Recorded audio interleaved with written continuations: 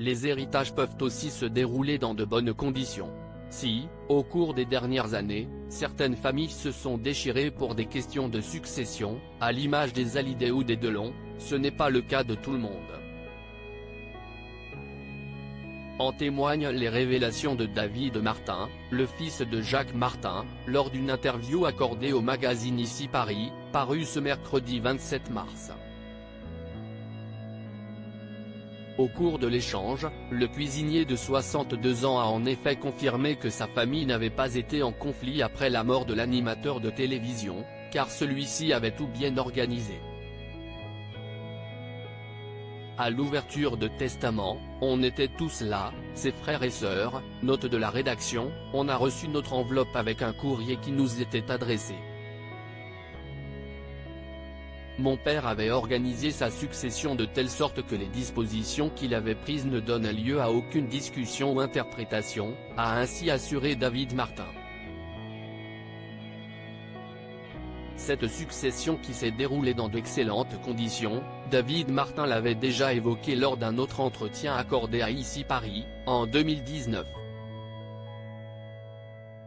À l'époque, le fils d'Anne Lefebvre avait également assuré qu'aucun désaccord n'avait eu lieu au sein de sa famille, bien que la presse eût assuré parfois le contraire.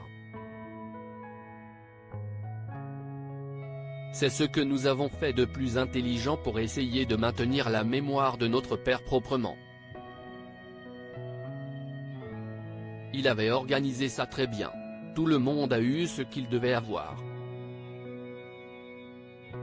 Les mamans aussi, avait-il expliqué, avant de conclure, dans toutes les familles, il y a des histoires et des échauffourées.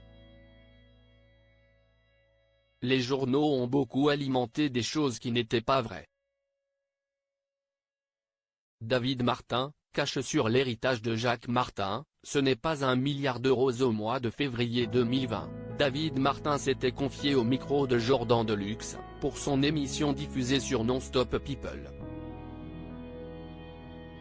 Le cuisinier, alors âgé de 59 ans, avait alors donné plus de détails sur l'héritage de son père, expliquant que celui-ci lui avait adressé, mais aussi à chacun de ses enfants, un montant très modeste.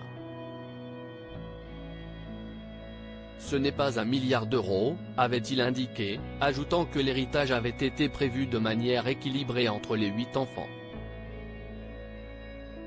Finalement, c'était un peu plus de 300 000 euros qui avaient été versés à ses frères et sœurs. Ce ne sont pas des sommes indécentes. Vous avez de quoi acheter une maison et c'est déjà beaucoup, avait-il poursuivi en toute honnêteté.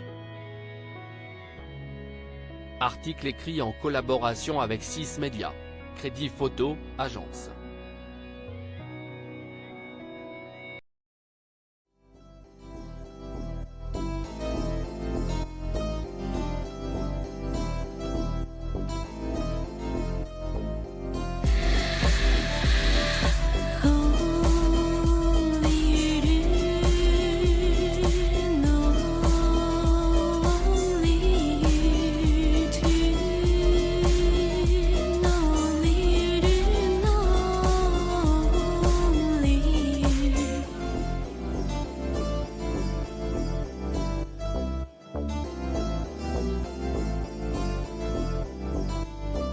To